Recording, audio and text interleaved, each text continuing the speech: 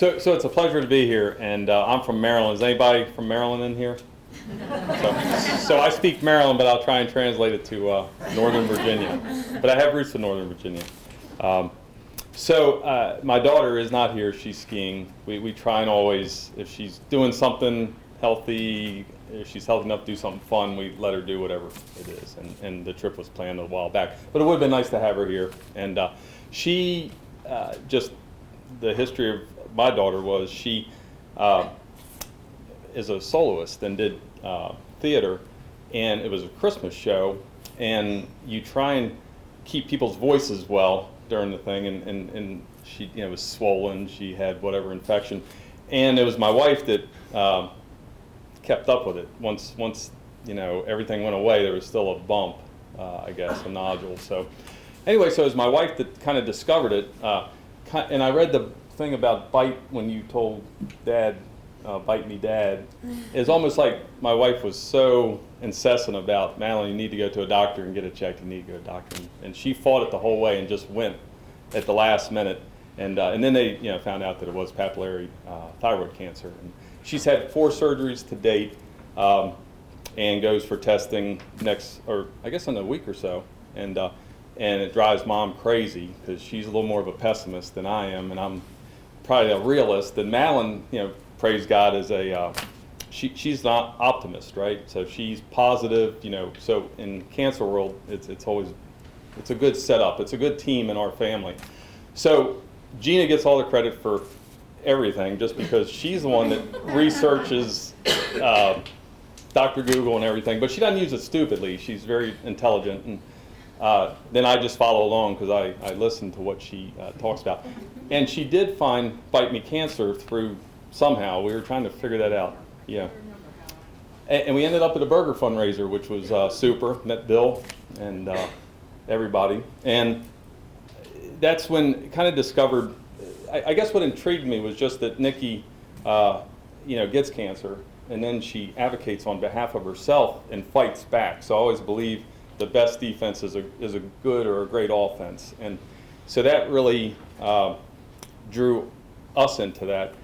And later on, I guess it was Gina that told me about people fundraise.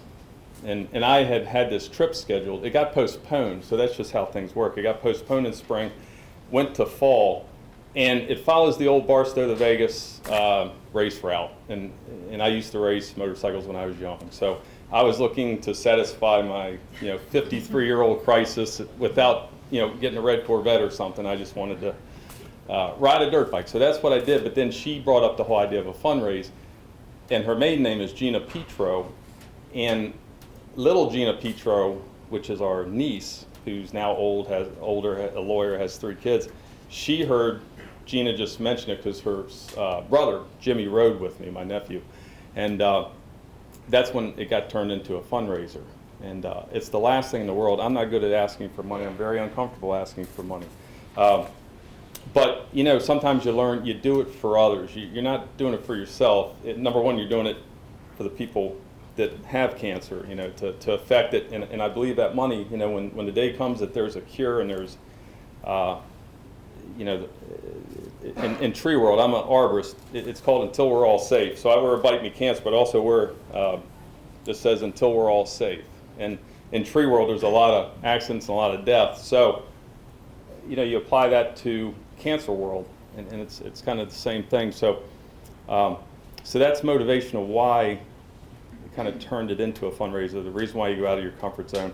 And we reached 60 people, said don't use social media, it's not really the most effective way, but we used Facebook and got 60 contributors, and they were all, I just spent a lot of time with my uncle at Christmas, and he was so appreciative that he could contribute, because they all love their relatives, and it just really opened up a great avenue.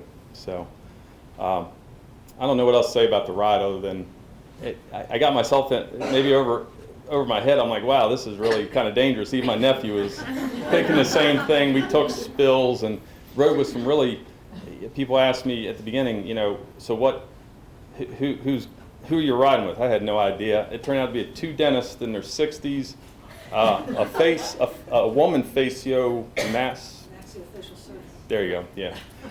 And her anesthesiologist Russian right off, not the boat, but anyway, but a thick accent. A woman GP racer that could do 170 miles an hour on a track. She was slower in the dirt, thank goodness, or else I would have felt really, kind of inadequate. But anyway, it was, but a great group that I rode with. So, and I just so the close would be that for Bite Me Cancer, it's just a fabulous organization. Just attacking cancer as you do. So. So I'm just happy to be part of it. And here's the real close. My wife said, "Well, you're not going to be able to do much more than 5,000 this year, and all this." And I was thinking, I was already on the page of thinking I'm going to do 10,000 this year. And but then I saw 140, and I'm thinking, So we'll see. When I did mine, the Ice Bucket Challenge was in the way. So.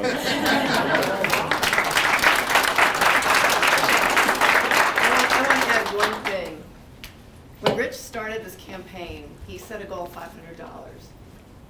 It's going to be just this little small fundraiser. So anybody can do anything. Pretty quickly, he raised that goal to 1,000. And then it went up again. And then it was 2,000. And then he was like, oh my gosh, I haven't even asked half the people I want to ask yet. It kept going up, and by the end, he took a picture of himself and put a piece of tape over his mouth and said, I'm done asking, I've gone over 5,000. Yeah. So it was incredible to watch the support that this family got. And the pictures of us with them, the left corner is their daughter Madeline with Nicole, and the family up the top. We met, all of us together, in Baltimore just over Thanksgiving week, was it? When Nikki had an appointment up there. We all got together, and the girls are in college. They got diagnosed, I think, the same year. They're in the same year of college, and it's just been a great relationship for us, and we're so appreciative.